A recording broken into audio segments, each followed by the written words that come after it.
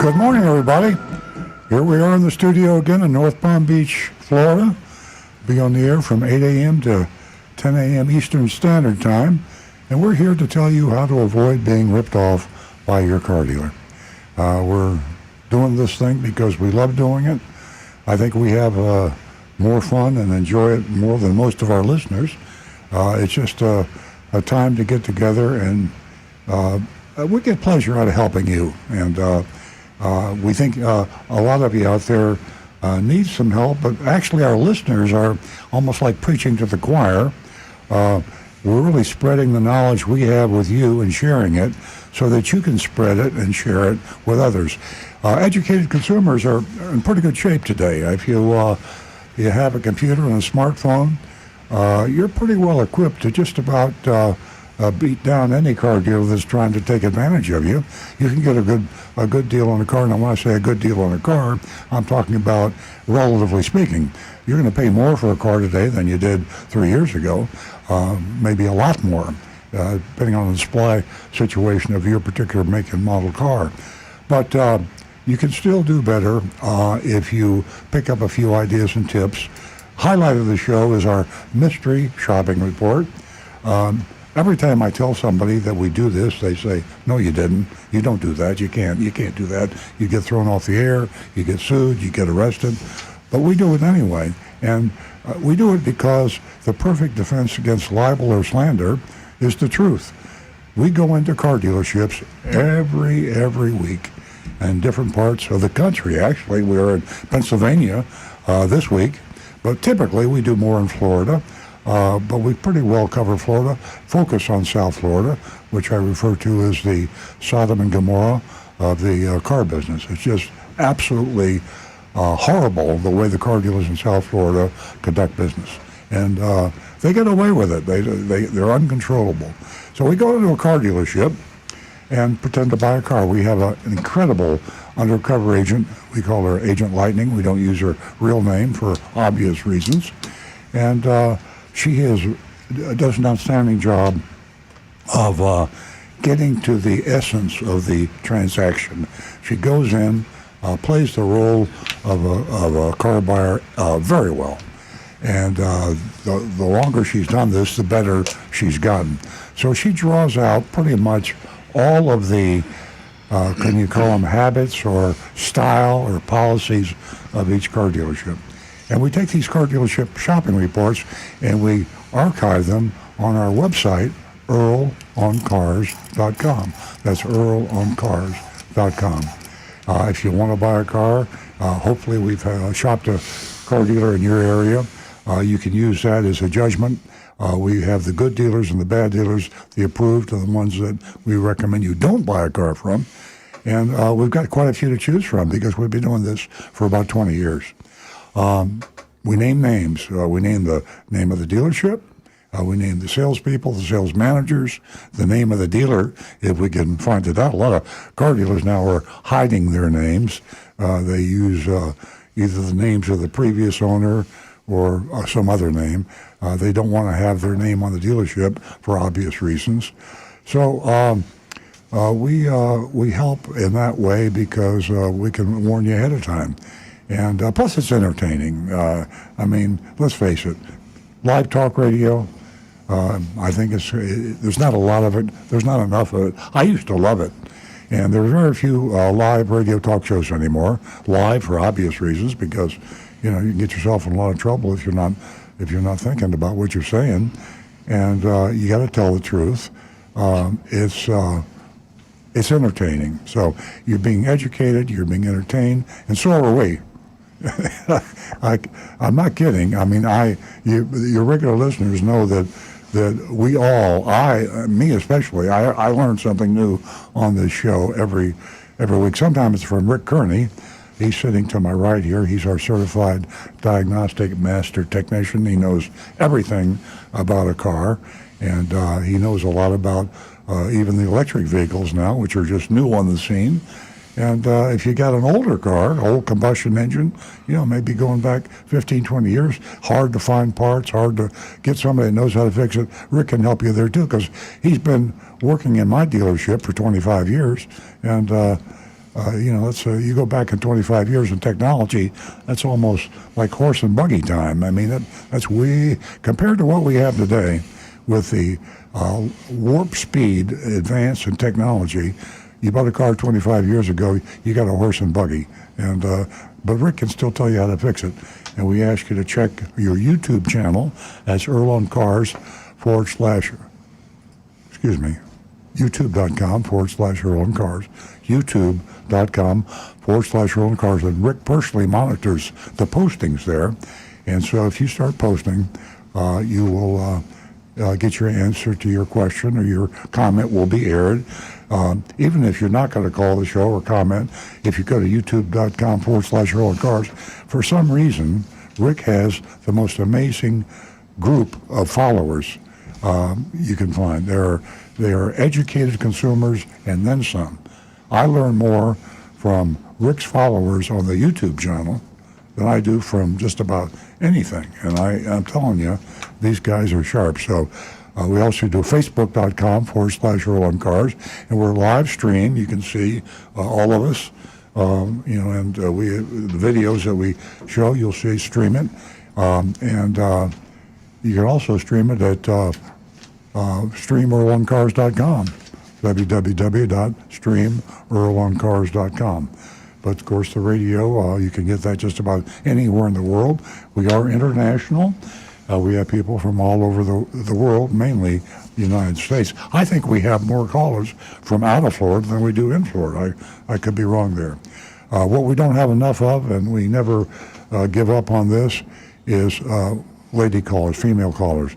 Nancy Stewart, to my left here, has been with me since the get-go on this thing. When we started the show 20 years ago for a half an hour, now we're 2 hours. Nancy has grown that female audience to parity, 50-50, even though she'll tell you in a minute that actually the females buy more cars than men, and the ones that don't buy, they influence. They're a huge untapped source of opportunity to the car dealers and to the auto manufacturers. For some reason, they just haven't caught on about the female listener. I'm going to turn the mic over to Nancy Stewart right now, and she'll tell you about an offer that's too good to be true, but it is true, about what you female listeners who haven't called the show could look forward to. So, Nancy, the mic is all yours. Good morning, everyone. Welcome to Earl on Cars. We really enjoy your company. Thank you for joining us. Ladies, this morning, $50 for the first two new female callers. $50 for the first two female callers. Give us a call and let us know how your experience went at the dealership, and let us know whether you began your search for a vehicle online, before you decided to walk into the dealership. Again, $50 for the first two new lady callers, and our number is 877-960-9960. You can also text us at 772-497-6530. That text number comes in handy when you want to vote on the mystery shopping report, so jot that down. Also, we have a great mystery shopping report from Irwin, Pennsylvania, and you're going to love it. It's a Mitsubishi dealership out there. And we also have a video for you later on in the show, just before the mystery shopping report, and that's from Big Dog Ranch.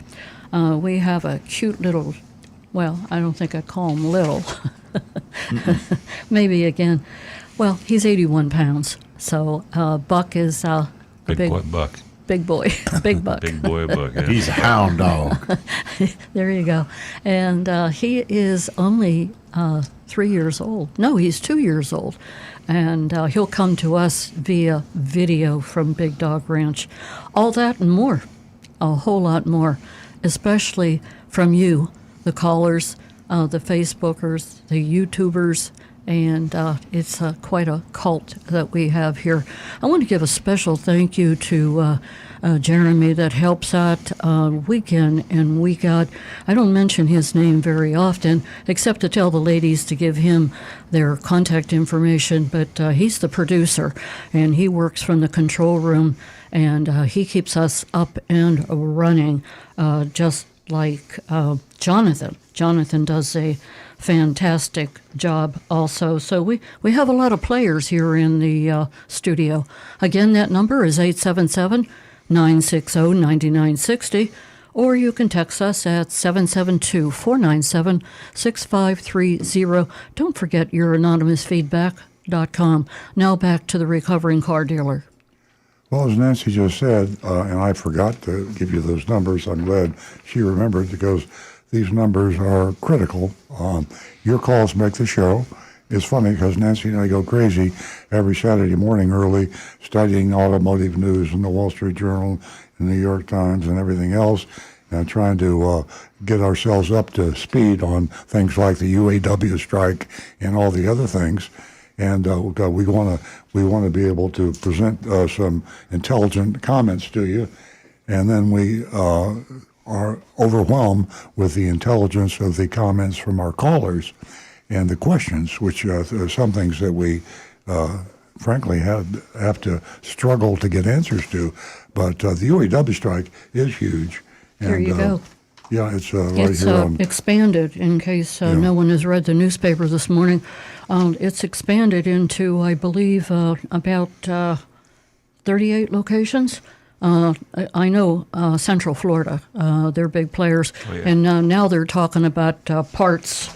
They want the parts employees to support them also. So that is something to, watch.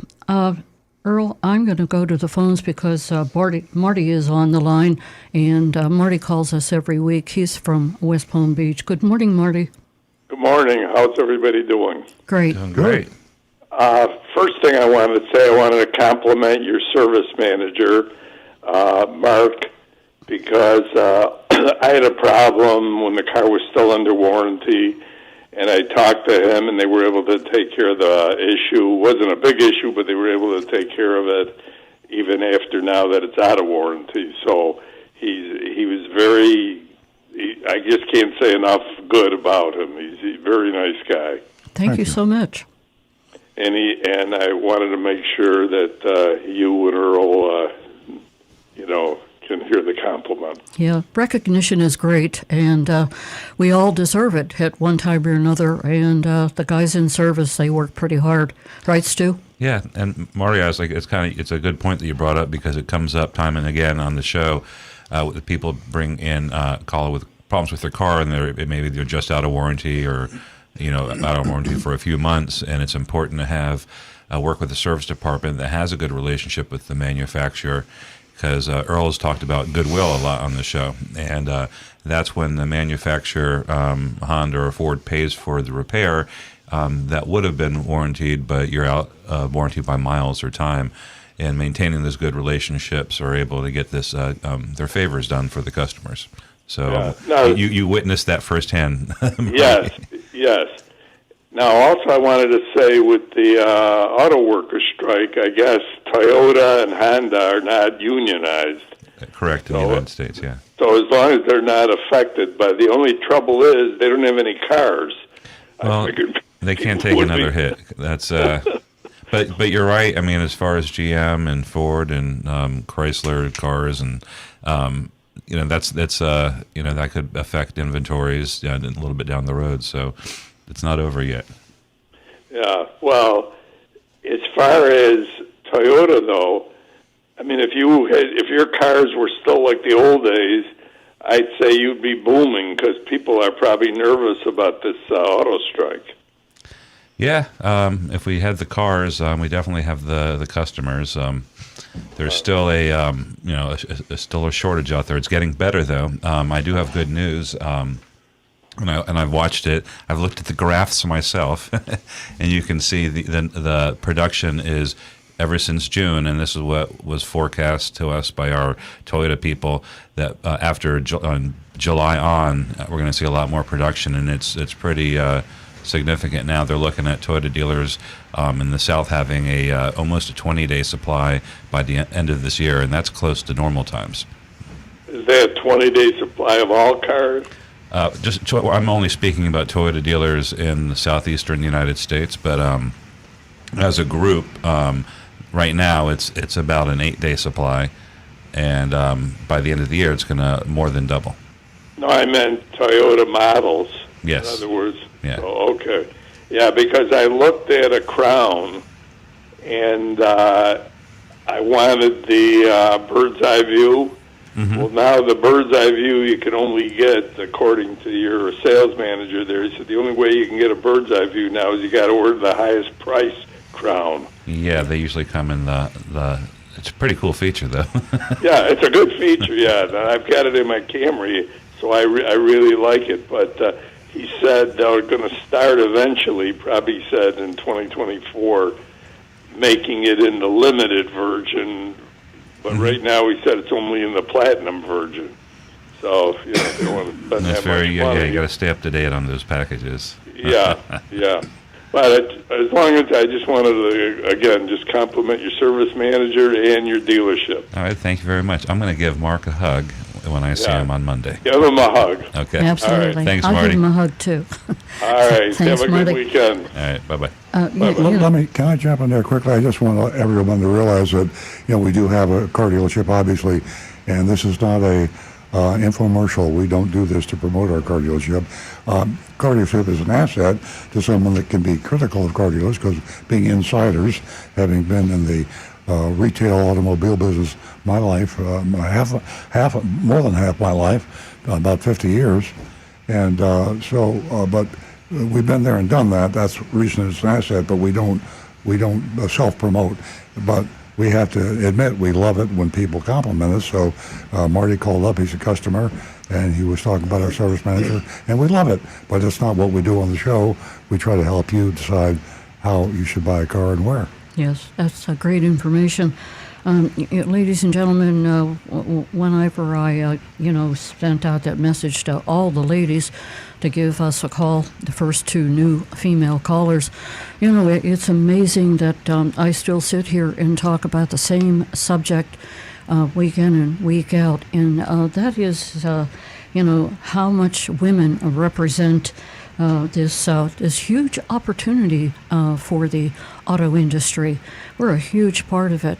Financially, I'm talking about.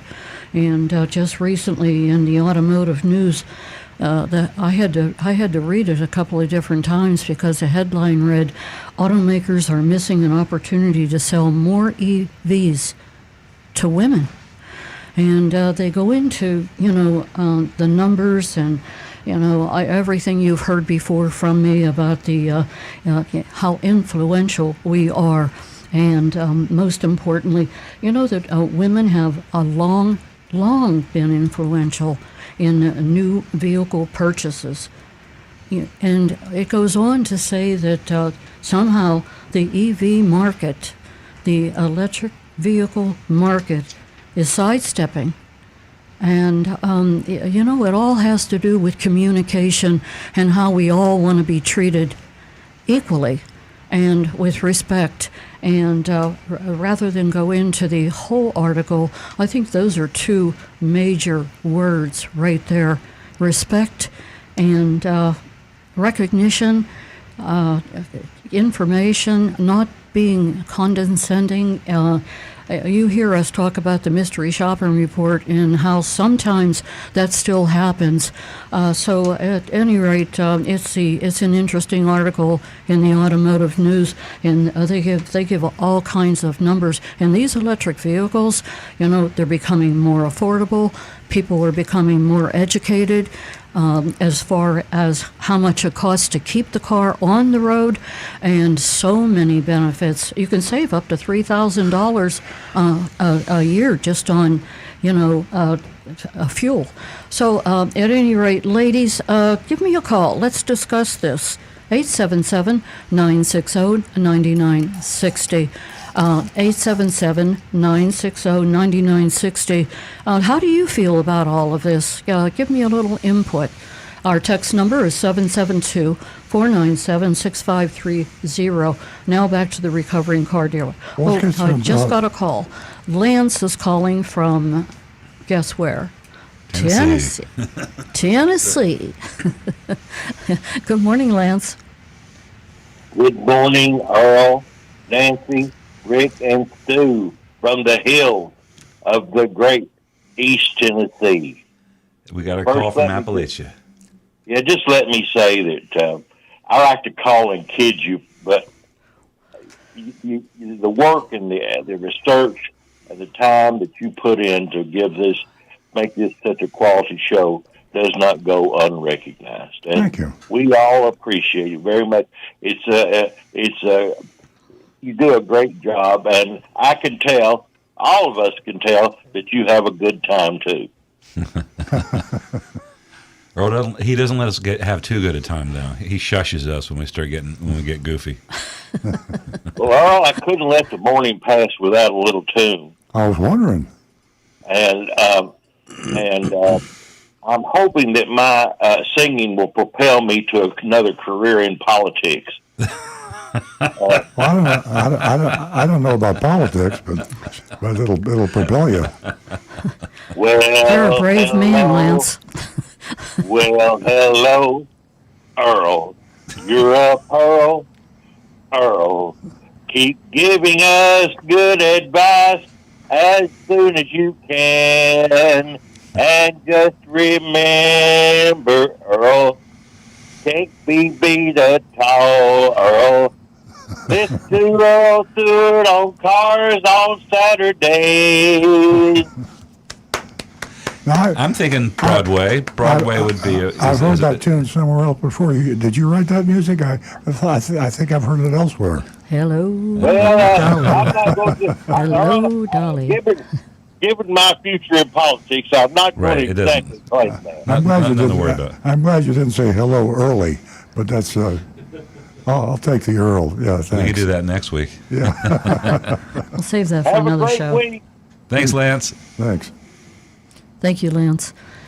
877-960-9960. Give us a call. 772-497-6530. That's our text number. And please jot that down because you're going to need it whenever you vote on the mystery shopping report. Ladies, I'm going to say it over and over again. I'm waiting to hear from you.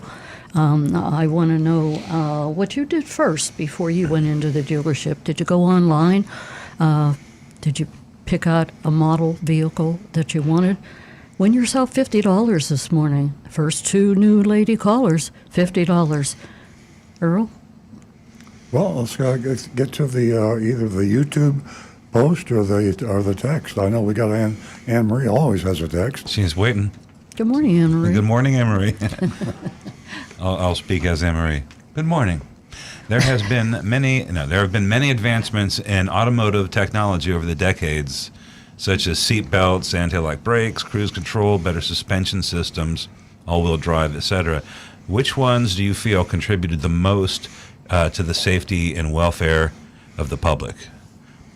I have a thought, but we could go around the table.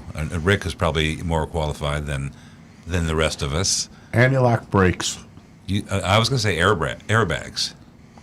I think anti-lock brakes simply for the idea that keeping the car under control keeps you out of an accident versus something that is actually only used when you're in an accident. So, like in the old days, I'm trying to remember back when I used to before anti-lock brakes.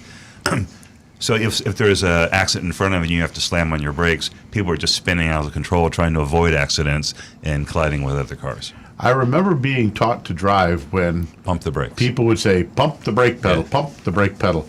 Well, they weren't telling you how to pump the brake pedal, which is the intention there is that you are supposed to... as fast as you can. No, actually, you're supposed to step on the pedal hard to the moment that you feel like the tires are going to lock up, then release the brake, then step on it I again. never did that once. And yet we all thought it was bum, bum, bum, bum, bum, bum, bum, Yeah. which didn't really do What the computers effectively do. what you were looking to do. Anti-lock brakes actually uses the computer, and the reason it feels that fast pounding if it activates is because it's actually activating right at the moment when the tires begin to stop moving. And the moment the computer sees that, it immediately releases the pressure, lets the wheels start to move again, Catch. then applies again, and thereby slows the car, keeping the absolute maximum amount of traction. At the same time, it's allowing you to still have traction for steering, which Right. I knew that was the most important part. being 'cause- able to steer away from an accident is going to save your life. And also the other things that some of the things that Emery mentioned are possible by analog brakes, like the vehicle stability control and this Exactly. All Traction the stuff control. that's grown out of it. all right. I know the right answer. Because you Googled it. Yeah. Was I right? Was it Well, airbags? it's not. It's not. No, it's not something that you could talk about for a long time. But seatbelts, duh, seatbelts. Yeah, the first. You're right. You know, I was in my mind. I thought that it was like seatbelts are just ubiquitous, and then in the last 30 years we got all the safety Yeah. equipment. I say the I go seat- back pre-seat belts. Only one in the group here that was in the car business back then, but I have a vivid recollection of my resentment for a seatbelt. I mean, just how dare anybody say I got to wear a seatbelt?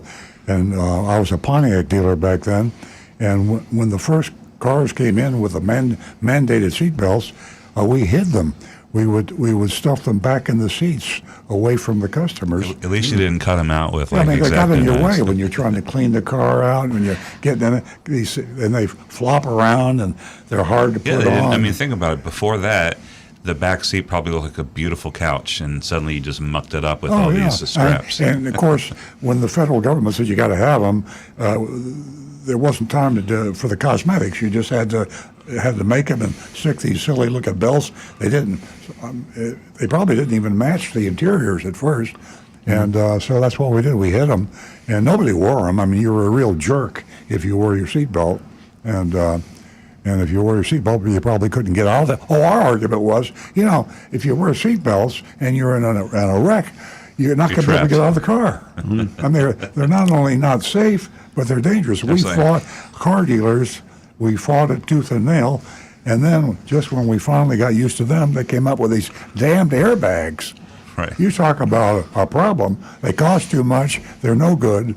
And so those are the two things. How many millions and millions of lives have seatbelts and airbags saved over the years? But Well- the seat belts are number one. I will admit, my second car was a 71 Chevy Bel Air that the front bench seat was literally bigger than the couch in our living room. I mean, it was massive.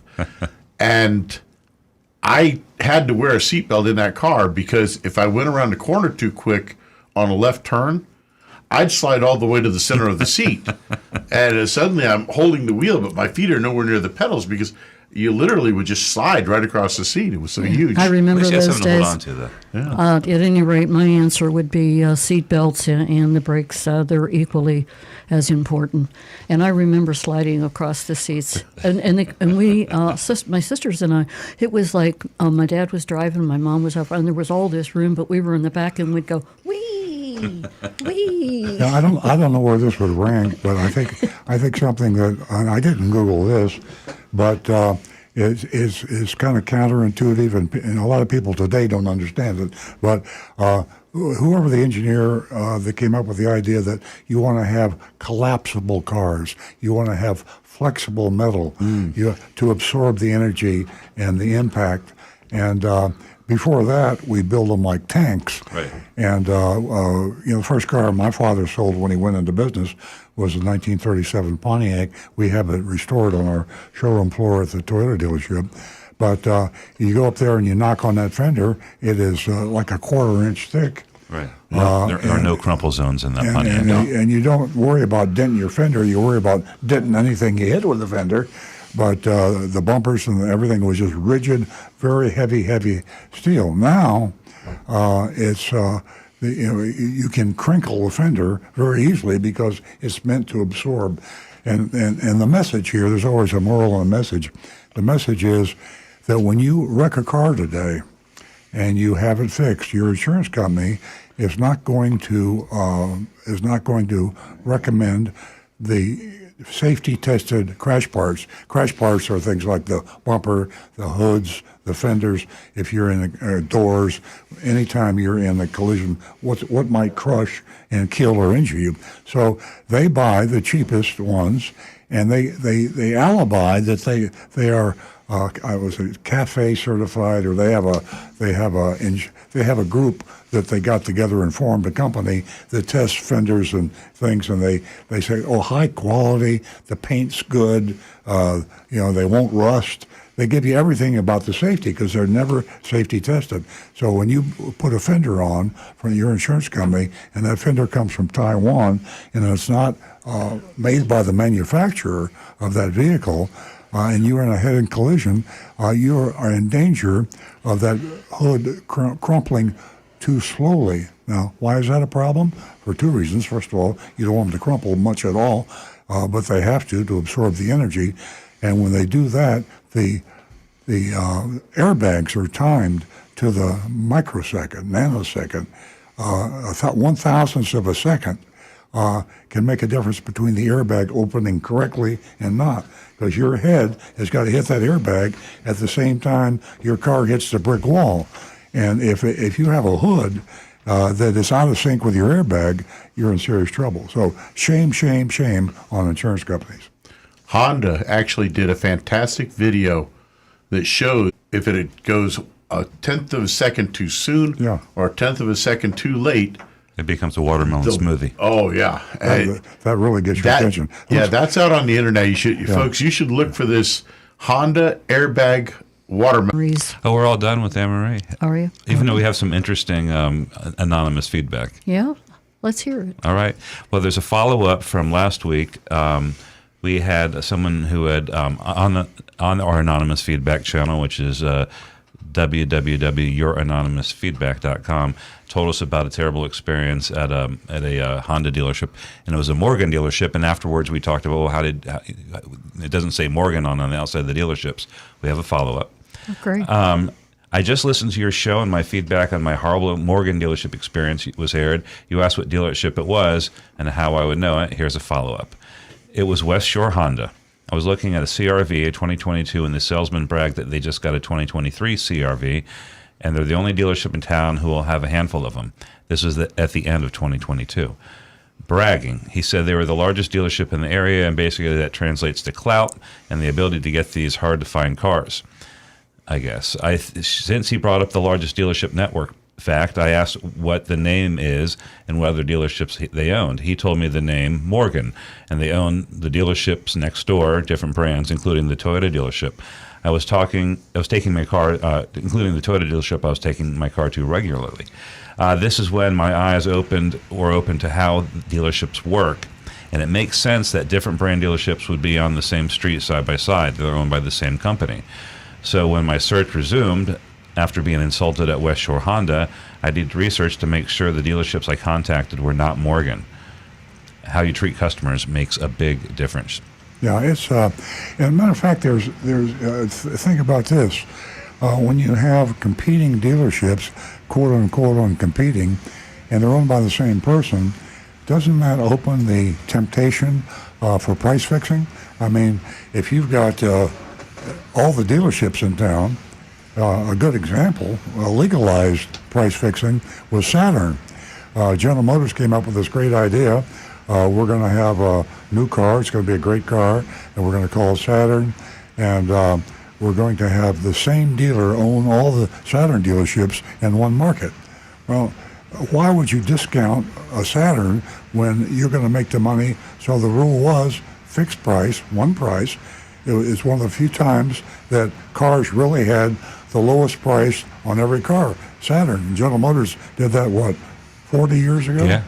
So 40 years ago, and in Palm Beach County, I think it was Roger Dean, one of the older dealers, who had some, I think it was Roger Dean, because he had the Chevrolet dealership, and he knew all the top execs at General Motors, so they came out with this hot new car. He says, I want all the ones in Palm Beach County. It was either him or Ed Morris.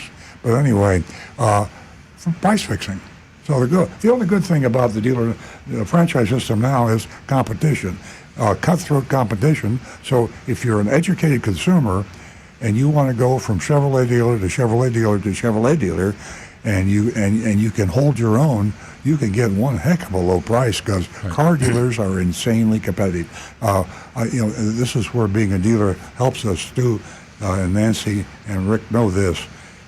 When we think that our competition sold a car to one of our customers, we get livid. Why did we lose the deal? Why? And so, to take away competition is really anti-consumer. All right. Moving on, we have another anonymous feedback. It says, since your program suggested the banning... my computer... Oh, here we go. Since your program suggested the banning of the term old wives' tale, should it also be banned from the Bible? Timothy 4:7, King James Version of 1611. Well, I didn't suggest that we ban the term. The question came up is, I said, I think it might evoke negative stereotypes, is what I said. I can't resist the temptation to get off our mission here, but the Bible was written a long time ago, and it was written by human beings who were inspired to write, and but the world's changed in the past 10,000 years. When did the Bible come out? 5,000 years ago. The Bible come out. Even. I don't know. About 5,000 years ago. Yeah. 4,000. Anyway, you can see what's happened. A lot of things have changed in the past 4,000 years. So back then, men were chauvinists. Women were chattel. Chattel, exactly. So I could easily see a biblical statement saying that, referring to the inferiority of women 4,000 years ago, but we weren't the brightest, sharpest stick in the box 4,000 years ago. I was thinking about that, trying to drag up some Bible verses that would be to make a point, but then I realized nobody we could rerun the tape, but I don't think anybody said we're going to ban anything. So settle down. Yeah.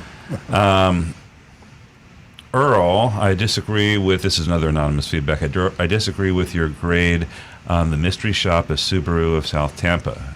Ripping off the customer should never get a passing grade. I'm with Nancy. They get an F. Well, maybe you don't understand, if you're listening, maybe you don't understand that we grade on the curve. Now, in school, most schools, colleges in particular, grade on the curve. And that protects the student, I guess, against bad teachers. I mean, the curve says if you're the smartest student in this class, you should get an A. If you're the dumbest student in this class, you should get an F. So we adopt that system, whether you like it or not, because you have to buy cars. Cars are not a luxury anymore. I guess maybe 100 years ago, it was a luxury item. Today, how are you going to get to the pharmacist, the doctor, to school, to your job? I mean, you got to, and there are parts of the country where if you don't have a car, there's no mass transit. You got to have it. So it's just a matter of, Yeah, just thinking about this, it is kind of tough to, because we do, we shop them multiple times, and when you say, it kind of denigrates the A's that we have on there, because usually when we see an A, it's spectacular, right? So we have one. There's no fees. And there's nothing. We hate to give it an A because when we give an A, it means that's the best dealer and that's a perfect dealer. But the thing is, that goes and it contradicts our grading on the curve, because when you grade on the curve, we're saying we're prefacing with everything. We're saying it's a cesspool, and so if you see an A, that's the best of the worst. We have a dealership, and we do our very best. We really try hard, but if someone said, would you give yourself an A+? I'd say no. I'd be embarrassed to give us an A. I don't know what we get. Maybe an A-. And we get on the curve. I think we would. On a curve, yeah. I'm talking about absolute. Absolute. What will we be? I don't know. I give ourselves an A or something. Yeah, well, not an A+, though. When you give yourself an A, it's not a good A. You got to have somebody else give you the A. Hey, you asked. That's it. So we're caught up. I'm sure that Rick is just overflowing with questions and comments from the fans on YouTube. Well, I got one question. Johnny That's a good start. Johnny Z. Fradley is asking, does Earl have a Cybertruck on order? You know something? I'm glad you asked that question because I'm almost finished now. I've only got a few more chapters in Walter Isaacson's biography of Elon Musk. And I am actually thinking about buying a Cybertruck. Now, the Cybertruck is the ugliest thing I've ever seen. Yeah. I mean, it's almost like a joke. I agree with you. It does kind of beat out that, what was the Pontiac? Aztec. The Aztec? But anyway, when I read about how it evolved, and when it evolved, everybody hated it except Elon. And of course, let me show you a bumper sticker that Stu gave me. Nancy and I drive a Tesla Plaid, and we bought it, a year and a half ago? 2 years. 2 years, good Lord, time flies. And we started out with just loving everything, and then we got into picking it a little bit and criticizing, constructive criticism. And it's a fully autonomous. We have activated, or I should say Tesla has activated our fully autonomous. And we have a bumper sticker on the back that says Tesla Plaid fully autonomous. We do that. Nancy doesn't like it, but I do it because I want people to be aware that it's a dangerous car. I mean, you know. Stay away. I mean, if you have your Tesla on full autonomous, and you're not really on top of that with your hands on your wheels and your eyes on your everything, the outside, everything. I mean, it's really a challenge because that car will do some crazy things. So here's a bumper sticker that Stu got for me, and they gave it to me this morning. And I'm going to put this on the Tesla when we go down after the radio show because it's true. Elon Musk is a nut. I mean, you read the biography, and part of the nutty thing he's done is telling everybody every year that the car is almost totally safe, and by the end of this year, he's been saying that year after year, it's going to be totally safe. Well, it's not totally safe today, and so tongue-in-cheek. Now, I still love Elon, even though he's crazy, because two reasons. First of all, he's the brightest person I've ever heard of. He's the smartest, brightest person I've ever heard of, and that takes in a lot of people. And he also is the most successful person I know. He came from South Africa when he was 17 years old, and in 7 years he was a multimillionaire. Now, he came from South Africa, he had $3,000 in his pocket that his mother gave him, and he landed in America, and he 11 years later was a multimillionaire. So he also is on track to become the largest auto manufacturer in the world and just about the only serious electric vehicle manufacturer in the world. And he has also taken over NASA for putting satellites in orbit, and he will, I fully believe, put men and women on the moon and colonize it. So if that isn't a successful entrepreneur. So for those two reasons, I confess that I like and admire a crazy man. And you read the book, you'll know why I say he's crazy. Truly, I mean, he's off. He's off. There's something amiss. Yeah. Just quick mention of another video I saw on the net recently showed a Tesla where the customer had activated the "Come to Me" feature, so where the car would come out of the parking lot and drive to him, and the car literally blew off a stop sign, just did a rolling stop right through it, making a right-hand turn, and a police officer pulled over the car. The car stopped. The police officer walks up. The car stopped. The car stopped, and there was nobody in the car. That's great. And the guy is recording this from a little ways back. Apparently, he was showing off this feature, and the cop is just all amazed. There's nobody in the car, and the interesting part is they actually used this on a TikTok where it's a lawyer reacting to this stop, who said even though the car did totally blow off the stop sign, because it was in a parking lot on private property, That's right. He wasn't able to give him a ticket. Yeah, that's true. Yeah, brilliant. It was awesome, but I did that Yeah, I've been feature. telling Nancy that for a long time, but she doesn't believe me. It's true. It's true. You can tell, like, if you're at the Palm Beach Gardens at the mall there, the font on the stop signs is Helvetica. It's not a regular stop sign.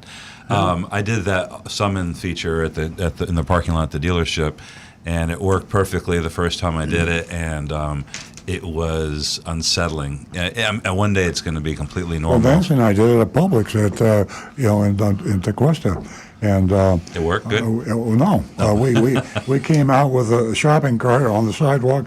So we hit the summons button. You waited and the forever. lights came on. It backed out of the parking lot.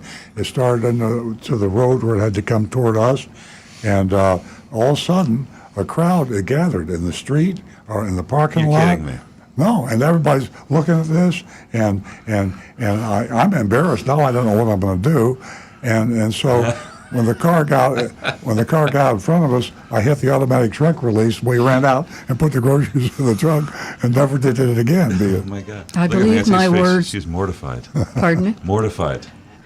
Not quite. Oh, I can't tell you how I felt on the air. okay. Moving along, my last words as we left the parking lot was that we wouldn't be able to come back here again. That takes me to, this sticker that you're going to put on the Tesla, and the sticker that's on the sign that's on the back of the Tesla. I found that in my 2 years of driving the Tesla, there are some people that are very infuriated by the Tesla's presence. And I'm not sure exactly why. And putting signs on a car, I think that it just stirs up some negativity with some people that walk around. And you talk about Elon Musk and you talk about craziness. Gee, don't we wish he was the only crazy person? I think the bumper sticker will protect you from those people, because the people who are hostile towards the Tesla, they don't like Elon, and you're kind of taking a little dig at Elon. They'll think that you're allies, and they won't be hostile towards you. And what about the original sign that's on the Tesla? Oh, the one about the self-driving thing? Yeah, that's Autonomous. It's your car. Every You guys time you do what bring that up, I bring up the same thing. Yeah. That when you see a student driver, law says that if you have a driving school, you have to put warning student driver. And I'm glad they do that, because I'm not going to be following too closely or try to pass a student driver without really being careful. I think and that- if I have a car that I think is fully autonomous, which for a while I did, I put the bumper sticker on That there. rationale. And I wouldn't want. I'd give myself a wide range. But if I didn't know it was on fully autonomous, I wouldn't be able to do that. So I have a different philosophy with the student driver's sign. I see that, and they need to get real world experience. So I put a little pressure on them. I kind of tailgate them a little bit, and then you're supposed to. No, I wasn't supposed to do that. no, you'll get a novice. The apple doesn't fall novice far driver from will the slam tree. on her brakes. And so, with or that his said, brakes. we just have Do really. we have any calls? I have one thing to say, maybe two. The hand gestures is what I can't get used to while we're on the road. That is just, Just out of the blue, just people are gesturing. that's right. And I can't do that on the air. There are people that are just sharing their IQ with you. That's all. No, if you do it, it pixelates out. Okay, our number here is 877-960-9960, and you can text us at 772-497-6530. Ladies and gentlemen, if you didn't pick up the October edition of the subscription of Consumer Report, you should. There's some great articles in here and some fabulous tests that they do. All their tests are so fabulous. They purchase so many vehicles. I'm not sure if anyone knows that or not, but they go to great lengths to keep us safe and make some suggestions. At any rate, the safest cars are in the October subscription. Rick, I thought you were going to say something.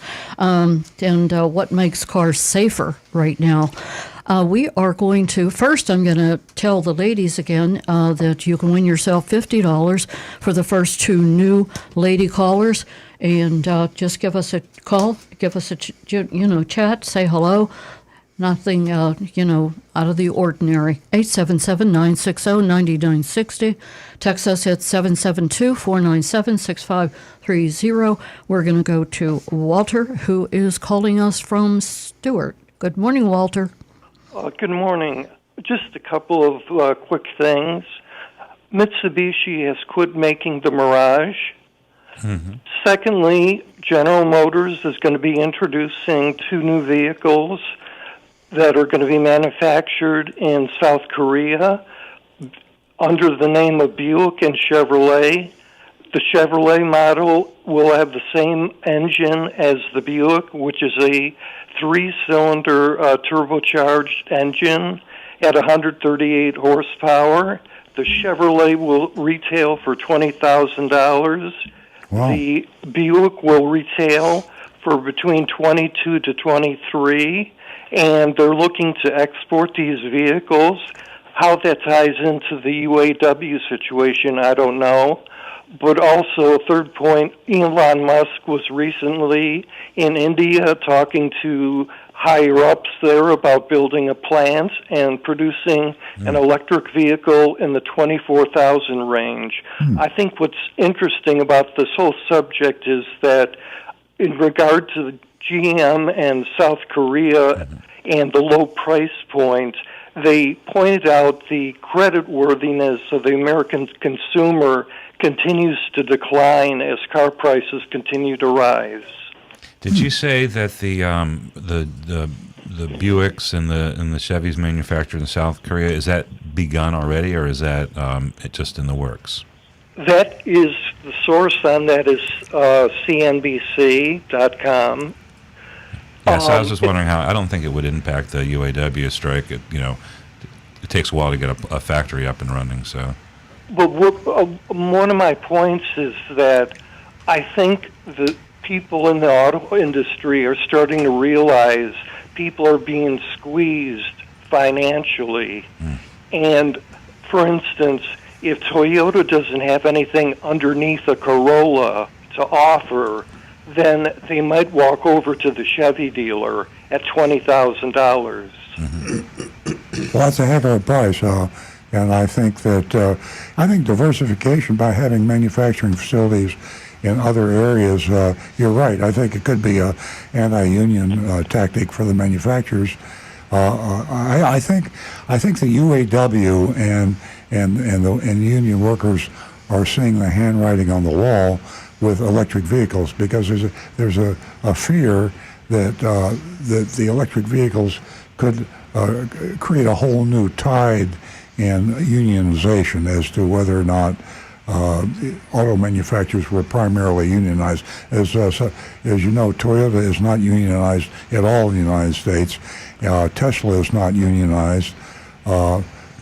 New manufacturers are the trend on new businesses, and if the automotive industry can create the either the fact or the appearance that the EVs that they're building is a new business, then they won't be unionized. So it's I think the unions are very nervous, and I would be too if I were a union worker, because it's obvious that EV is the way of the future, and is that going to be unionized or not? I don't think so. Well, the only comment I would make about the Mitsubishi Mirage, apparently their sales were horrible, so that's probably the reason they dropped that vehicle. But if we're talking about a 138 horsepower vehicle, especially a smaller vehicle, that's going to be a pretty quick accelerator with the turbocharger on there. Yeah. Well, and if you could buy that for 20 and then step up to a Buick at 22 or 23, that's a bargain. Well, Tesla's goal is to have a $20,000 electric vehicle, and And if you follow what Elon Musk has been doing, when he says he's going to do something, he usually does it.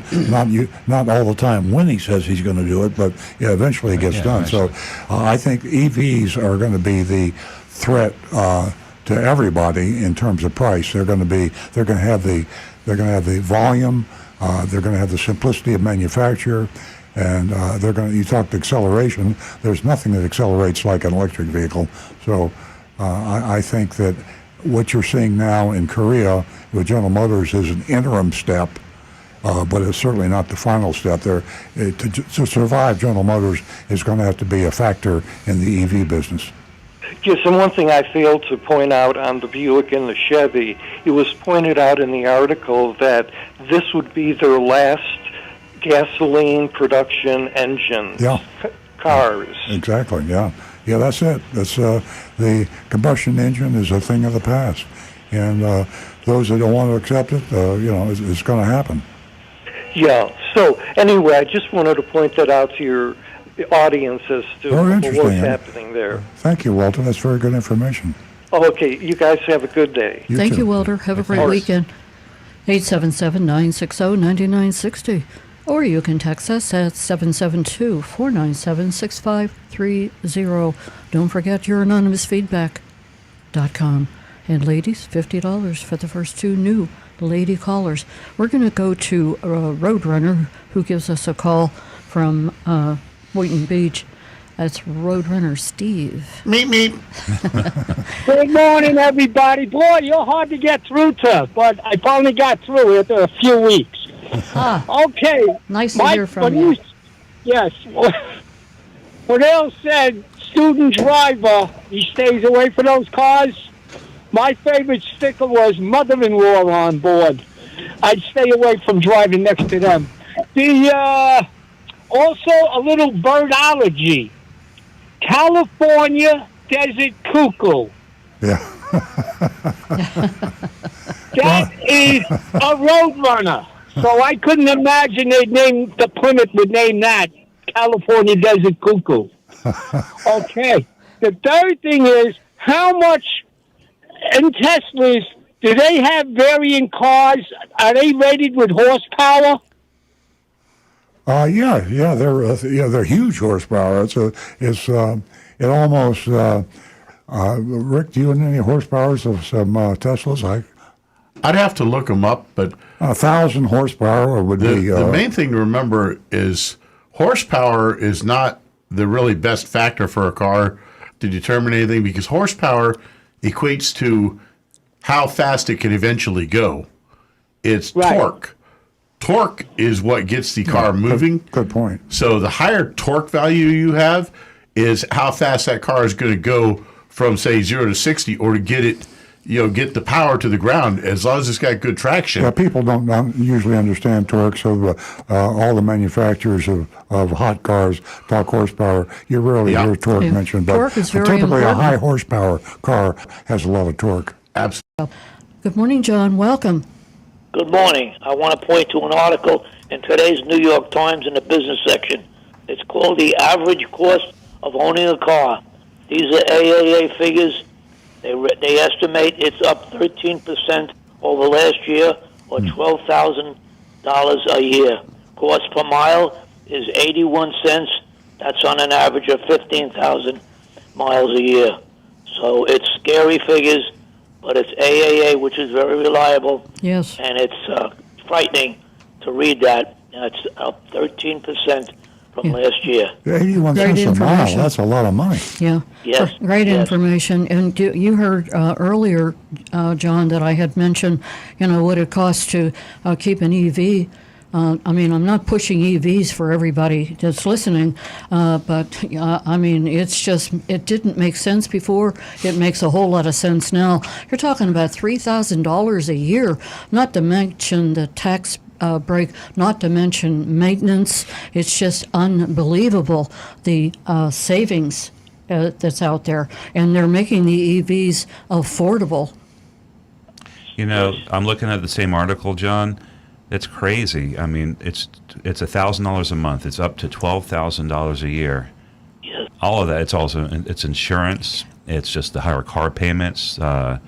It's and also they're in depreciation too. They're considered depreciation. Wow. Yes. Just a fast question for Earl. Now the strikers have hit 38 parts suppliers. I looked at the map in the paper.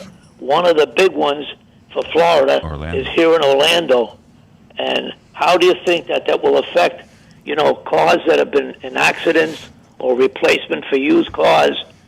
This is parts that won't be available, and it's going to continue.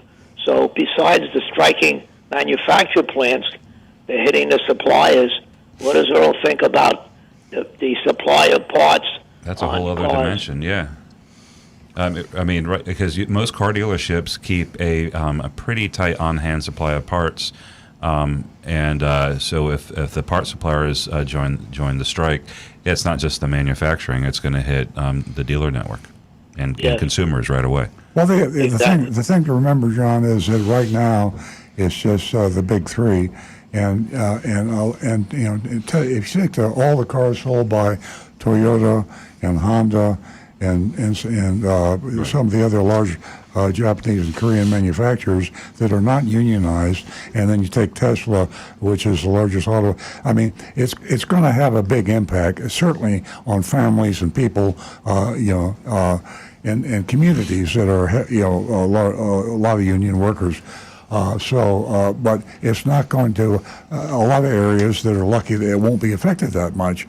The unions have less and less power than they used to, and they have a duty to their members not to commit suicide. I mean, you don't want to win the argument and lose the war. I mean, win the battle and lose the war. So that's what I think.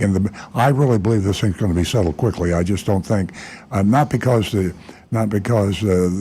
union leaders or the union workers want to, but because they realize the consequence is no job. Absolutely, I agree. Well, thank you, John. I appreciate the call. Anything else while you're on the line? Well, side-by-side dealerships, I can comment real fast about that. One of the most successful was, I lived in New York, and they're still there, was the Atlantic Auto Mall, which is owned by the South Florida John Saluppi in Suffolk County. Every brand of car that's all together. You just walk next door, and there's Chevrolet, Pontiac, not Pontiac, but GMC or Cadillac, it's all together in one spot, and very successful. Yeah. So it's side-by-side dealers all together in one spot. Called the Atlantic Auto Mall, South Suffolk County, New York. Didn't he start the Palm Beach Auto Mall? I believe so. Yeah, he's a local guy, as you well know, John. He's down here in, he's right there near Carmine's Restaurant. That's Palm Beach Gardens. No, he's right across the street from us. Well, that's his shop, but he lives off Prosperity Farms. He lives on the Intercoastal Waterway between Donald Ross Road and PGA Boulevard. Yeah. Last year, he bought the Chevrolet dealership in Stewart for one of his sons. Yeah, so he's a big, powerful man. His son's he's big. He's I think he got his first dealership in Las Vegas, and he's got the Saluppi Auto Group is huge. Yes, tremendous. Yes. All right, guys, I'm waiting for the shopping report. Okay. Thanks, John. Have a great weekend. Okay. Let's go to Charles. Charles is he's from Connecticut, and he lives right here in West Palm Beach now. Good morning, Charles. Good morning. Enjoyed the show for a long, long time. Just a quick shout out to a fellow. You may want to write his name down. Niels, Nils, Bohlin. I don't know if that rings a bell with anybody. Niels Bohlin. Niels Bohlin. If you Google it, you'll find it in 1959. He, at Volvo, he's an engineer, invented the three-point seatbelt. And okay. recently, there was an estimate on the number of lives that saved. One man and his invention. And also what Volvo did after it patented the three-point seatbelt, it made that an open item, and anybody could use it. Yeah, way ahead of their time. Way ahead of their time. It was Volvo, yeah. remarkable guy. But the other thing I want to ask you about is, and maybe just leave this to open listener discussion, is the possibility of EV fires. And I'm up in Connecticut for the summer, and there's been a lot of unfortunate tragedy about EV fires. First on a container ship or a ferry boat or something like that in Newark, where a fire began with some cars that were being, I guess, sent overseas, and two firefighters or one firefighter lost their lives. These things became practically impossible to put the fires out, and the local fire department, the Newark Fire Department, didn't know how to do that. EV fires also popping up on these electric bikes and things like that. Open discussion about EV fires. If you park your EV in your garage or in a large parking area, is there any concern about that? I think there is, and I think it's a very legitimate concern. Is the whole lithium battery issue is something that surprised me that it's taken so long. I mean, Sony laptops catching fire 30 years ago or whenever it first started. We started realizing that lithium was dangerous, and they keep building more and bigger lithium batteries. And I'm surprised that science hasn't really come up with a solution. Well, I know that the solid-state EV battery is Toyota announced that they had a breakthrough and they'll start producing it in 2025. And it's fireproof. Yeah, there's no there's no liquid in it. It's there you go. So it's it has a 600-mile range. Lithium isn't really liquid, but it's right. What's that with all the other stuff that makes up what other goo they put in there? Yeah, so there you are. I didn't know that there had been that breakthrough, but I'm glad somebody, Toyota in this case, has come up with a fireproof electric battery. But it's nowhere yet. It's a couple years away. They're working on it, so that's good. Unfortunately, they don't have a car to put it in, but they'll have a. They got a few. I saw a few of those. They got some coming. So, but anyway, Charles, thanks for bringing that up. That's one of my pet peeves. Every time I read about electric vehicle fire, I say, when are they going to figure out how to make not just an electric vehicle, but how about a laptop or an iPhone? I don't want my iPhone catching on fire in my pocket. Also, having the first responders running into a situation that they're not trained to handle. Years ago, when the hybrid vehicles first came out, Rick would host groups of firefighters to show them how to safely avoid being killed by the high voltage in the hybrid vehicles, and so it was really interesting how that happened. So I guess we're just one little local area here, but I assume other departments across the country go seek these things out for training. And there is also a company in California that specifically does training for first responders. That they can send responders out to this training course in California, and they will teach them everything they need to know about handling all the EVs electric vehicles and the information that they need that they then can bring back and pass that training back to their own. And of course, the caller's point is they shouldn't catch on fire in the first place, and we shouldn't have to have first responders from California coming out to put the fire out. We can't ignore mitigation. They've seen issues with these ever since, like the kids' hoverboards, cell phones. I mean, and now, however, the newer technology are towards these dry cell batteries that will not have that effect. Yeah, Charles, are you still on the line? Charles, he was great I'm talking. still on the line. Yeah. Great talking to you. One more point. Well, just quickly, I want to thank Earl for that first book and the show. And dare I ask, when's the second book going to be available? Okay. He's thinking about it. He's considering his answer. He has just. I was thinking. I was listening. He wants to know how much longer he has to wait before he can buy your new book. Yeah, I'm embarrassed. I'm embarrassed by the delay, and I said to somebody the other day that the auto industry is changing so fast. It's been one thing after another, and here we are in a automotive revolution.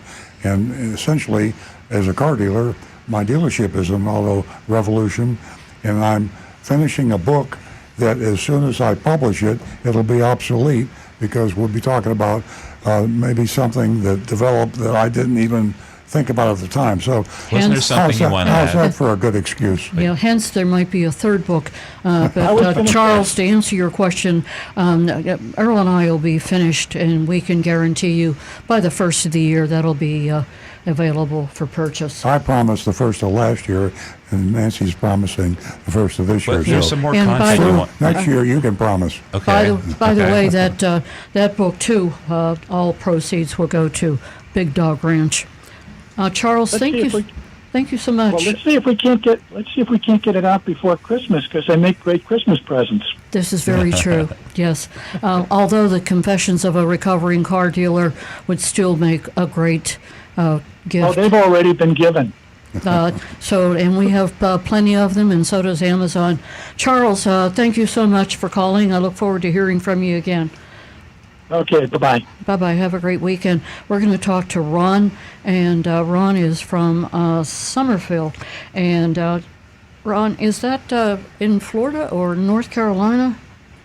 No, it's in Florida. In Florida. Oh, well, welcome to the show. Yeah, good morning. I wanted to tell you this week I had a chance to go to the International Auto Show in Detroit. Oh, cool. I go, every year, well, except for the years of COVID. And Earl, there's two things that I took away from the show. First of all, I think I've been in a time warp or something, because let me tell you what I found. 20% of the cars were $100,000 or more. For instance, there was a GMC Denali, not even the Escalade, that with all the things that they added onto the bottom was $179,000. Sounds like a Ferrari. And so I got to ask you, because there were many cars that were $100,000. Yeah. What market are they trying to get? I mean, these are working people who make average salaries, and there can't be that many people who can afford a vehicle that expensive. It's aspirational. Yeah, it's the average vehicle is over 50,000, and that's MSRP. And the average dealer is charging over MSRP, so let's round that off to 55,000. So you're exactly right. To buy a product today for $55,000 is just puts a whole lot of people out of the competition, and that pushes them into used cars. And the used cars are way overpriced, relatively speaking, historically speaking. So it's putting a hurting on the public. People aren't paying their bills. They're falling behind on their payments. And that's what we do in America. We go through cycles. So we're cycling into a problem, and you hit on one of the biggest ones now: the cost of transportation. Yeah, I purposely go to the show during the middle of the week, so I have plenty of time to talk to the reps. Yeah. And I had a chance to talk to the Toyota factory rep that was there. Oh. And I had a chance to explain to her how angry I am for all of us who have to deal with the additional dealer markups, all the things that you bring out on your secret shopper report every week. Good for you, thanks. And by the way, you didn't ask me that. I did put a plug in for you. I said if you want to set the gold standard for how a dealership should be run, you should look into your dealer, Earl Stewart. Oh, well, bless your and heart. I've never purchased a car from you, but Thanks I for watch the you plug. every week. Yeah. And I said, it's a darn shame that average working folks can't go out and be treated reasonably. Yeah. And I understand that they have to make a profit, but they don't have to gouge. Yeah. And I was emphatic about that. And by the way, this person was taking notes, and so she actually it wasn't just conversation. She took the notes down, and she said, "I'll make sure that the right people get this information." Oh, thank you. That's Well, really cool. the thing is, Ron, the right people know the answer.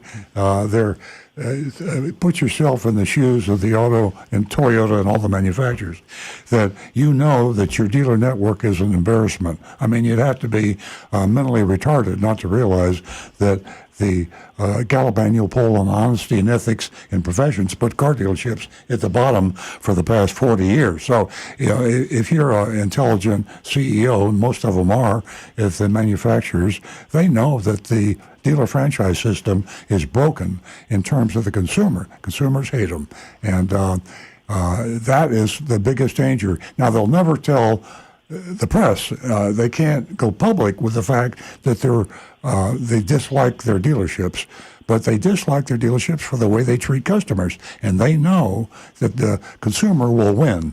And they're just dying to get rid of the dealer networks and to sell direct, just like Tesla does. So that's the best kept secret in automotive history, is the fact that the car dealership are really viewed in distaste and distrust by their own manufacturers. At the Toyota National Dealer Meeting, the general manager, the guy who replaced Jack Carter, upbraided for about a good 3-4 minutes about the dealers who were gouging the dealer installed equipment, the dealer fees. They started showing pictures of the FTC rulings and all the stuff and all the news. He goes, and it was like a lecture, and he finished to total silence. And then he moved on to the next topic. Well, God bless him. I'm really surprised. And there was no booze or cat calls. There's no booze or cat calls. It was silence. And then he put a statistic. He said the MSRP dealers that were not going over MSRP saw their collective volume go up and the retention go up, and the ones that are over MSRP saw their collective volume go down 2%. Well, Rod, I want to thank you for calling, and I want Ron. to let you know that with education and knowledge and the computer that sits before you, I mean, it's just like, it's amazing. We are becoming more educated. There are still a lot of people who are being taken advantage of, but we're here to fix that. Do you have any other questions? No, I just want to let you know there's an army of people like us out there who will remember when all this is behind us, who treated us fairly and who didn't. Yeah, absolutely. I hope you're right. Thank you so much, Ron. We're going to go to Jersey Mike. Before we go to Jersey Mike, I want to apologize to everyone. Earlier, our network connection, was out, and everything's back up and running. Also, for Rick, you want to make the announcement? Yeah, we've lost our Earl on Cars channel on YouTube for right now. We have the Earl Stewart Toyota channel on YouTube. It is operational, but unfortunately, Earl on Cars, it's not coming back up right now. We were having some connection problems, It was so sabotaged keep by that the in car mind. dealers. Right. And we'll go A to hacker, Jersey car Mike dealer in West hacker Palm Beach. Good finally morning, got us. Mike. We were having some connection problems. Hello? Hello. Oh, hey, we have a caller on the line. Yeah, this is Jersey Mike calling from West Hey, Palm. Jersey Mike. Well, how you doing? We're doing great. Good to good. hear from you. I think you got one of the greatest radio shows I've ever heard, okay? I think Get you guys outta are here. right on the money. Get all the outta time. here. And by the way, thank you. no, really. Thanks. Listen, I went down one of the best places for dogs, and I used to do business with Peggy Adams, but I gave up on that. I actually adopted a dog from Big Dog Ranch for my roommate, Hey, and I have a congrats. boxer, and the other one I just got for him. The two of them are outrageous together. It's like a comedy show. You just laugh and laugh and laugh at what these two guys Are they get together both and do boxers or about just that show. yours as a boxer? Yeah, mine is 100%. It's a service dog. I'm a Navy man, all right? And his is a boxer pit bull mix, which is very unusual, and she's a female, and mine's a male. Mine's about 100 pounds. He's still not full grown. Oh, gosh. And his her name is Shiloh, and it's about I'd say maybe 50 pounds. Wow. I didn't know that they And use so a boxer it's as a service animal. Excuse me. I said I didn't realize they would use boxers as service animals. They seem No. aren't they No. The Veterans Administration is the one who provided me the boxer. Oh, okay. I'm saying it's just unusual because they're so high energy. You'd think that. Oh yes, I know. But that's what I see. That's my sixth boxer. All the rest of them are buried, head to tail in the back of my yard here. Oh, Since the year 1995. So. Oh my God, you're like a serial killer of boxers. No, I'm just kidding. No. They usually live to about 8 to 10 years, and this one's probably going to outlive me because I'm 77 right now. So we'll see. But anyway, and I've already made provision in my will and in my living trust to have that dog taken care of by my, lifelong attorney There you go. in Jersey City, New Jersey. Great. That's In fantastic. any case, let's go back to the car thing, okay? Because I got a few things I think might be educational. I've always been a Cadillac man. I started buying them in 1970. That's when they used to build Cadillacs the way they're supposed to be built. They were all steel. They had pillow seats. And I used to do about 65 to 70,000 miles on my car in my own business as an entrepreneur doing industrial water treatment every year. So I'd burn them out after 3 years and go get a new one. And I kept on doing that throughout the course of all those years. Mm-hmm. The last one I had was a 92. And they were all Coupe de Villes. They were all black. They were all two doors.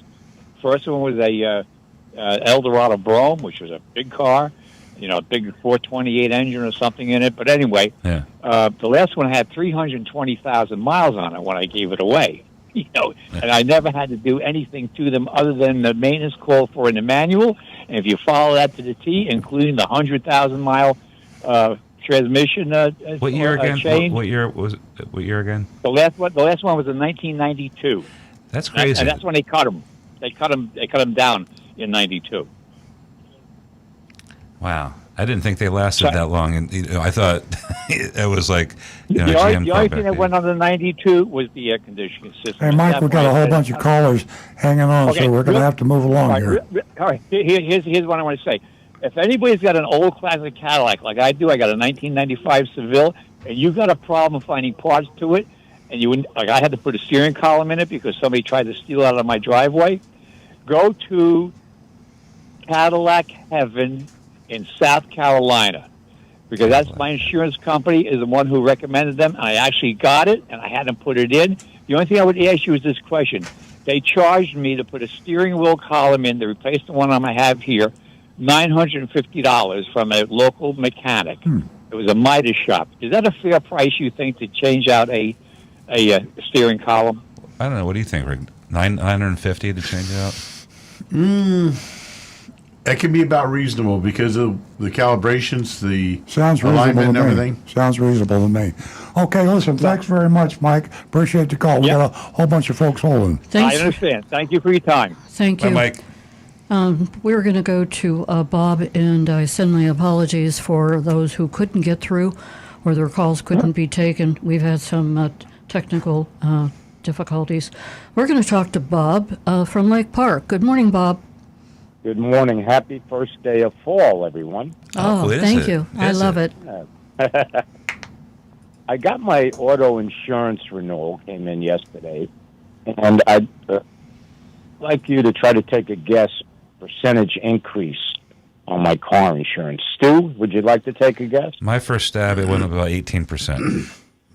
Keep going. Rick's 30%. Keep going. Nancy guesses. 45%. No, just under 40%. You overbid. Under Can you believe 40%. it? That's insane. That's just year over year? Well, it's a 6 month, Okay, so on the renewal. So what's yes, what I've been company? with them. What's the insurance company?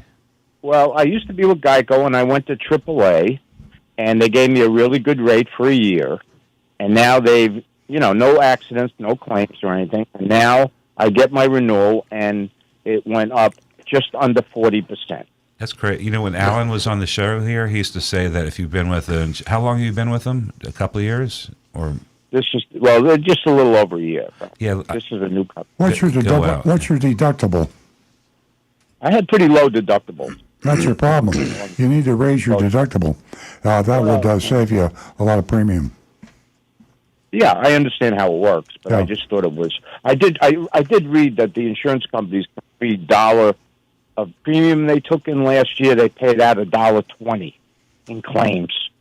Gee. And this year, for every dollar of premium they took in, they're paying out $1.09 in claims. So apparently they're getting whacked. Yeah, Yeah. find a more financially stable insurance company. I just want Let's to go out for talk bid. about, Yeah. I just want to talk a minute about horsepower, and I find it very interesting when you look at these companies, they use that as a marketing tool. Bob, I'm going to interrupt you for a second. Yeah, go ahead. I'm going to explain to everybody that I'm unable to take your calls right now, and we're going to finish up, and we're going to speak to Bob, and then we are going to get to the Big Dog Ranch video. Thank you, Bob. Go ahead.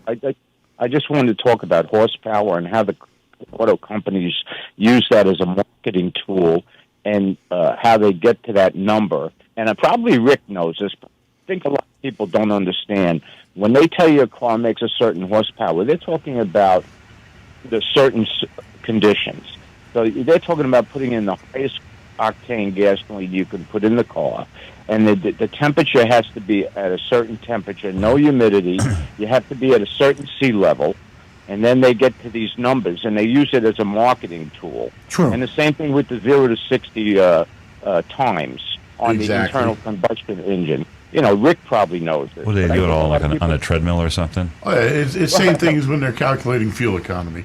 Yeah, that's right. You're absolutely right about that. Right. And I thought it was very, because a lot of, they use the market, the cars. They'll say, well, this car gets 240 horsepower, but if you put the regular grade gas in there, you're losing, what percentage are you losing there? You're losing how much, Rick? 20%? Yeah, we got to go. We've got the dog of the week coming up, and then we have a mystery shopping report. But thanks very much for the call. We appreciate it. We are going to let's see. What are we going to do? I'm going to introduce Buck. That's number one, and he's 2 years old, and he is 2 years and 1 month, and he is a hound dog. He ain't nothing but a hound dog. He's a hound dog. He's really cute. Wait till you see the video that Natalie is going to bring us. She's the presenter, and I just want to remind everyone that Big Dog Ranch is the largest. It is it's just amazing that there's a lot of people that don't realize that it is a cage-free, no-kill shelter. It's the largest in the United States, so they're doing a great job out there. They got a little negative press recently. I'm sure there are a few of you that read it, but if we get a chance, we'll share that with you later. And we are good. Jonathan, are we ready for the video? Okay, so you're going to hear from Natalie, and the dog is Buck, who's 2 years old. 1 month, 2 weeks, and he's 81 pounds, and he is from Macomb County, Georgia. This is Buck. Buck is a 2-year-old hound, and as you can see, I know, he's super friendly, and he loves to talk. He's absolutely adorable. I have treats in my pocket, so as you know, hounds have a great sense of smell. Here you go. And he certainly knows where all the food is. One thing with Buck, he is super friendly. He is house trained, so he would make a perfect addition to any home. He's also very dog friendly. He has a lot of buddies here at the ranch. He is an all-around, really adorable, sweet, loving guy. His markings are beautiful, and he's pretty mellow for a hound. He's got, like I said, a super sense of smell. You want to talk? Hold on. I'll show you his little couple treat tricks. Sit. Good boy. That's a big dog. Buck does love to run around, but he also is a super cuddler, so it's not like you need a big farm or anything like that, but he really is just an adorable, super friendly family guy type of dog. So we are really hoping to find Buck a loving forever home. Look at those floppy ears. He's so handsome. So how old is he? Beautiful. He's 2 years. Yeah, 1 he month looks young. And 2 weeks. Okay, so for our radio listeners, our non-streaming listeners, I'm just going to say go to bdrr.org. You can search the dogs and look for Buck on the webpage. Big Dog Ranch Rescue, BDRR. Yeah, bdrr.org for Big Dog Ranch Rescue. Or come back and watch this video when you're done driving. Go on to YouTube and watch us. This is I could see this dog at Westminster winning the dog show in the really. hound category. He's there's very something about handsome. him. He's just so adorable. He's just a beautiful dog. He's okay. So he's like he's white on the underside, white tail, a big black saddle. He's got that sable color in his face. His he's got ears. I'm gonna say his ears are about a foot long each, and he has just got beautiful shiny coat and musculature, and he howls like a hound dog. And it's amazing. He's just so beautiful, and he's a cuddler. He wants to sit on the couch with you. He's a little bit of an unusual hound dog, and what a great pet he would make. And Stu, you want to tell him about the fees that we He pay? ain't never got a rabbit either. No, and ain't no friend of mine. He's and also he's 2 years old. He's full grown now, so he's 81 pounds now. So he's topped out. So he's not getting any bigger. So don't worry, you're not going to get a 120-pound hound dog. But yeah, so anytime you adopt a dog anywhere, there are costs involved. There are adoption fees because they do a lot of stuff for you. They do the inoculations, they neuter or spay the animal, and obviously you see the Big Dog Ranch Rescue, all the amenities and veterinary stuff that they have for them. So anyway, we pay all that. And we're paying Buck's adoption fee, so we're paying for that's that. free. So he's a free dog. So every Saturday, every dog that we highlight becomes an Earl Stewart on Cars dog. And so you that's it. It makes it really easy. Yeah, definitely makes it real easy. We know how expensive it is out there, and there's a lot of dogs at the shelter that need your love. Like 500 out there. I mean, talk about a selection. Absolutely. And as I usually say, Confessions of a Recovering Car Dealer, you can purchase that on earlsbook.com, or you can go to Amazon and you can purchase the book, and all proceeds go to Big Dog Ranch. I'm multitasking. There you go. I was waiting Nancy for that. Was scared. And it's a $200 value on fees. Yeah, $200. They do so much out of Big Dog Ranch. If you get a chance to go out there like Earl and I did recently, and now that we're into the fall weather, it's the perfect time to go out. We went out when it was the weather was awful, but we still enjoyed ourselves. We enjoyed Pumpy Land and so much more of the operating room and the dental facility that they have. So Big Dog Ranch Rescue, the dog of the week is Buck, and you can go to www.bigdogranchrescue.org. You can see Buck, and you can see all the dogs, if they haven't been adopted, right there at that website. That's right. So all you sportsmen, all you bird hunters out there, look at Buck. He can help you. No, Yeah. he needs a home with a family. He looks like a. He's just out of the ordinary, Stu. Yeah. He would fit very well in a home with some AC. That's right. And cuddled on the couch watching some football. Exactly. Give him some AC. Yeah. All right. Thanks for watching. And share the video. Come back and go on to YouTube and forward it to your friends. Sure. You take him out in the morning, play Frisbee for a while, and bring him in the afternoon. After lunch, you go inside and kick back on the couch when it's hot outside. That's right. Great idea. You can also track down escaped convicts. Yeah. Also, if you For lose, sure. well, you lose your remote, you lose your phone, you lose your keys. Buck's your man. Okay, we are going to go to the mystery shopping report, and as I say, you can vote on the mystery shopping report. You can do so by going to text us at 772-497-6530, and that mystery shop is from we were out there in Irwin. And Earl, help me out. I can't find my. Here it is. Mystery shop of Jim Shorkey, Mitsubishi. Okay. Yeah, Irwin's a population a little over 3,000. It's kind of fun to shop small town dealerships and then compare them with like Miami, Fort Lauderdale. I mean, there's a world of difference between the small town dealer and the big town dealer. I mean, it's almost counterintuitive. Typically, you want to buy from a big volume, big city. You think that's where you get a good deal. With car dealers, it's the other way around. You want to find yourself a small town. You know, I was amazed at Erwin. I'm familiar with the area, but there are as many dealerships as there are. They're in Monroeville. They're in Uniontown. They're all over the place. I think there may be 18 of them. I'm not sure whether Stu knows the answer to that question. Not sure, no. Or not, no? I don't know the answer. Oh, okay. Earl? I'm going to read in the first person this mystery shopping report. Jim Shorkey, Mitsubishi, as if I were Agent Lightning, our ace undercover agent that goes in every week to tell you what will happen if you go into this dealership. She sacrifices herself to let you know. I arrived at Jim Shorkey Mitsubishi late in the morning and was greeted by Zach. Z-A-C-H. I mean, there's a small town name, Zach, from the service department. Did you have a service appointment scheduled? Zach asked.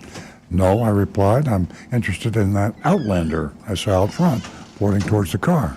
Oh, okay. Please follow me. I'll take you where the salespeople are. He led me to a far corner of the dealership, to a lady who was seated. Could you page an available salesman? Zach asked her. She picked up the phone. A few minutes later, the salesman approached, extending his hand. Hi, I'm Logan. That's another interesting name. Zach Logan. He introduced himself. He guided me to his desk to gather some details. I must confess I'm fairly new here and still use a cheat sheet, he admitted.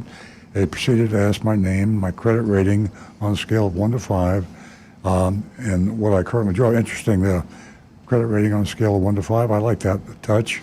I think that if you have done a lot of shopping for cars over your life, you probably found a lot of new salespeople. Car dealerships have about the highest turnover, meaning people don't like to stay working at car dealerships very long. And I think the average turnover in, I think the National Automobile Dealers Association is something like 30%. People just don't stay around car dealerships. So sometimes it's refreshing to get a new salespeople. They're less inclined to be, savage, I guess is the word. He guided me to his desk to gather some details. Zach did. I must confess I'm fairly new here and still use, I just did that. I really like the Outlander that's parked up front, I said. I mentioned showing him a picture of the window sticker I had. The MSRP was $35,670. That's not bad. I mean, that's it's average price cars about $50 today, and of course this is the MSRP, and there was no addendum. So, in the past several weeks, we found several car dealerships without addendums.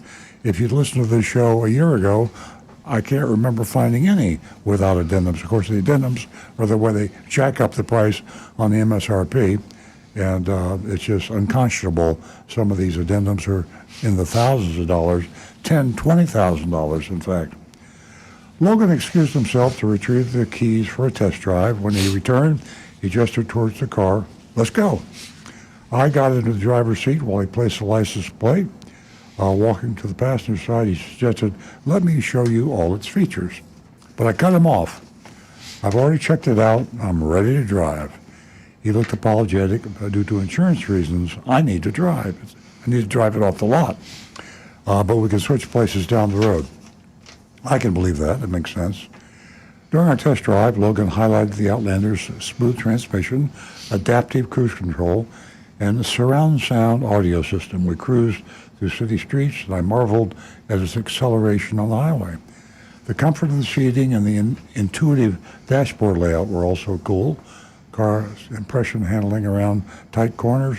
Its responsive braking system didn't go unnoticed.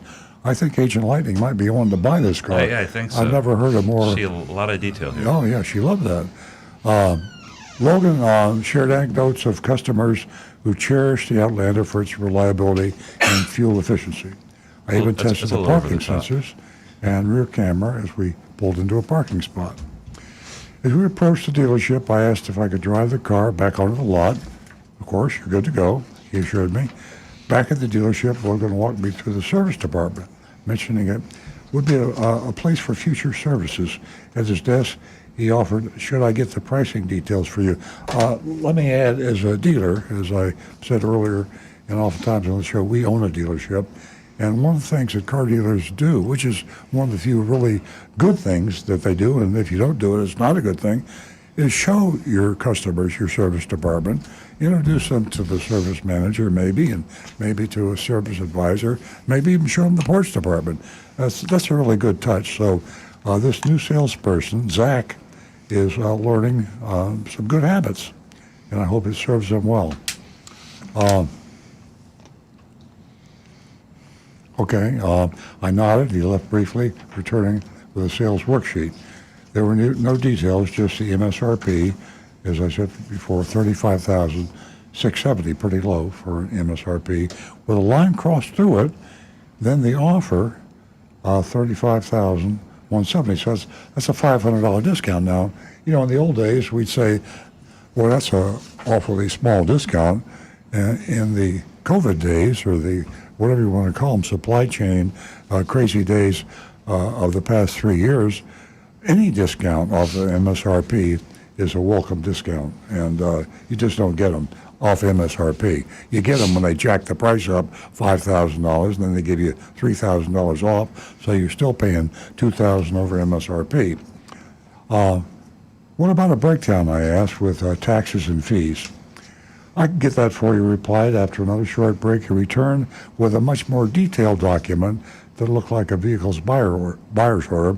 It was Jim Shorkey's Auto Group retail order form.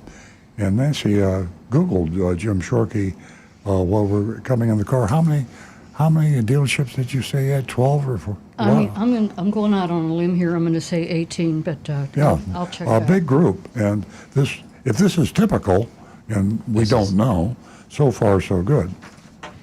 Price was $35,170. There was a $2,466 in state and local taxes, and $667 in title and registration fees. Now, Stu made a note that that's a bit steep, and I agree. I think there's probably a private tag agency fee in there. So you understand, we don't go into the business office. I keep saying this, we should. That's the F&I department, the box. It's a place where some of the most evil, I hate to use that word over and over again, evil profit. Nefarious. Nefarious is much more sophisticated. And you got to watch out in the box, because you can pay, and you generally will pay, more profit to the dealer in the F&I department, the finance department, than you do any place else. But if we bought a car every week, it would get really expensive. Yeah.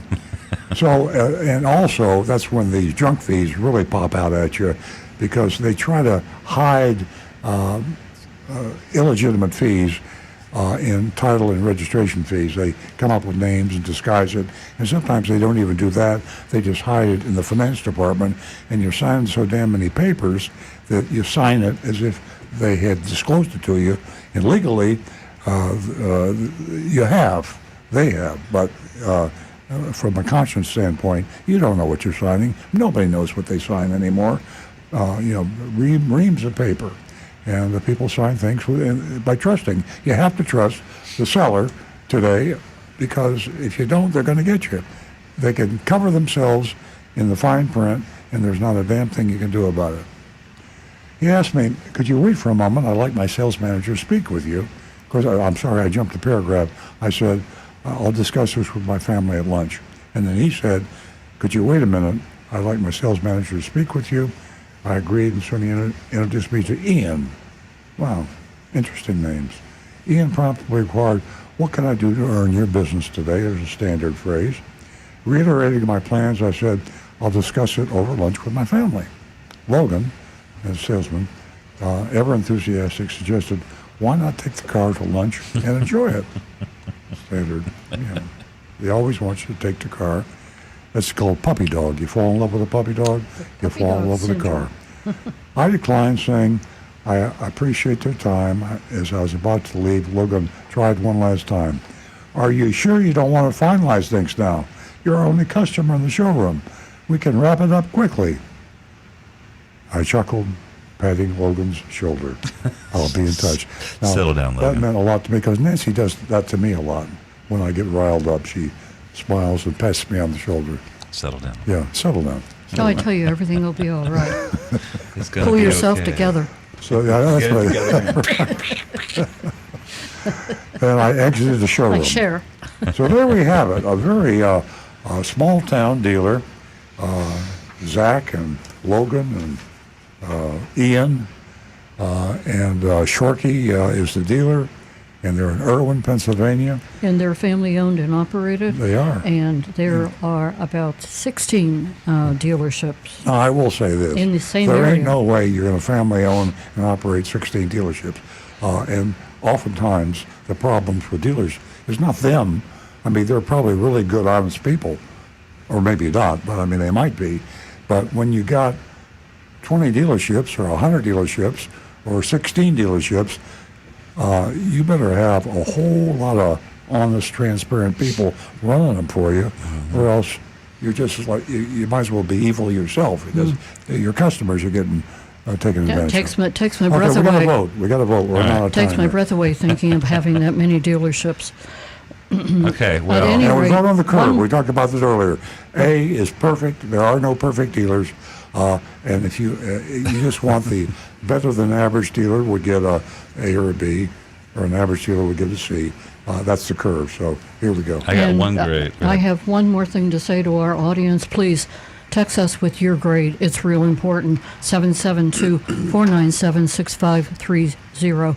Now back to Stu. I got one grade came in from Bob, and he gives an A for Shorkey Mitsubishi. So the first one came to an A. I don't have any other grades to go on. I'm inclined to give him an A as well, but I'm gonna take a little shine off at A minus, just because there was a little bit of pressure, friendly pressure at the end, and it's likely that they do have a small junk fee. Okay. Well, our EOC channel's still down, the Earl on Cars. But here from Earl Stewart Toyota channel, we have Johnny Z. Fradley says, Erie short key. Don't know what that means. But he says, I'll give him an A. Okay. Joseph Kelleher says, B minus.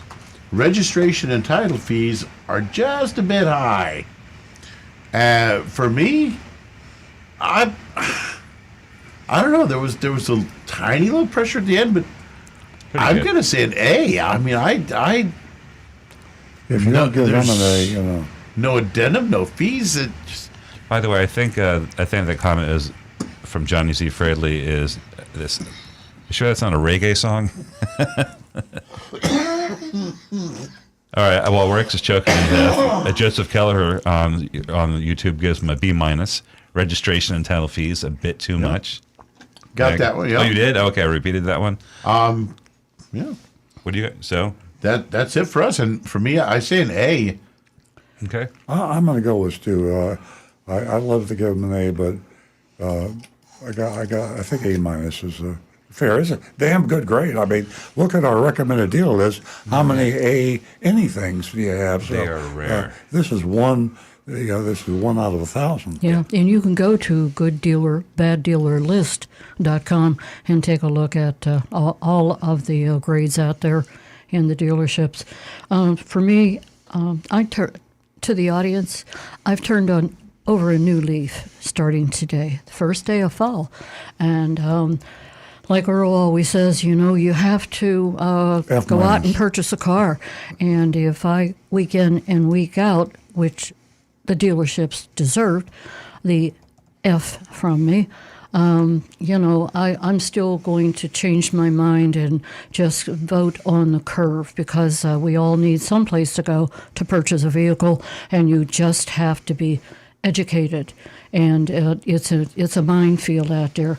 But as far as Jim Shorkey of Mitsubishi is concerned out there in Irwin, I just wasn't happy with the pressure. I wasn't happy with the fees. They're warm and fuzzy people. You can look them up. I don't know about the warm and fuzzy, but at any rate, I'm going to give them an A minus. An A minus. Roadrunner Steve texted in. He's given them a B plus. Let the record reflect that the highest grade Nancy Stewart has ever given out in 20 years. So they got They I got think you're wrong. Oh. I think you're wrong. I've already given out in A. Oh, really? Who? Anybody here going to? It was Mullinax, Was- JM Lexus. Or Tesla. Tesla. Ladies and gentlemen, do you see what I'm working with? A bunch of Okay. buffoons. Any more grades? No, I think that's it. So the official grade is A minus. Yeah. A minus. Okay, so that is the mystery shop out there in Irwin. That is Jim Shorkey Mitsubishi. And Jonathan, what do we have left? We have 3 minutes. Do you want Just out of to? curiosity, I'm going to Google the Shorkey dealerships and check their Google ratings. I'm curious to see. I'll do that now. While you, And they're an auto group. They're a Jim Shorkey Auto Group is what they're called. We have 2 minutes left. But it's as long as you have 2 minutes, let me say this. The United States is a big place, and there are huge cultural differences, and we all know this. I mean, we talk about New York, the New York mindset, the California mindset, and then there's a small town. So that's what we're seeing here. We're seeing small towns are just nice places, and you got to give up some stuff. You don't have the giant department stores and 8 zillion McDonald's. And that kind of stuff there. But here's what you have. In small town, in the Midwest, you get nice people and nice retail businesses. So I think that's what works when best. you're likely to see your neighbors are the same people over and over again, I think that has a different effect. Good point. There's so many people down If here you in South screw one Florida. person in a small town, everybody knows. Yeah. But if you're in Broward County, Florida, there's 4 million people down there. You're never going to see the same they person never again. know. You don't have any word of mouth means nothing when you got a $2 million people. Right. But even the reviews, it gets lost in the noise. Yeah. Absolutely. The word is, knowledge is power. And it's so important to start that, that walk through your PC, picking out the model, taking precaution, and you're very protected, by going to the internet before you start at this journey to purchase or to lease whatever you have. You're very protected. Ladies and gentlemen, thanks again for joining us. Sorry about the technical difficulties. We'll be back next week at the same time, 8 a.m. Saturday morning for Earl on Cars. Have a great weekend.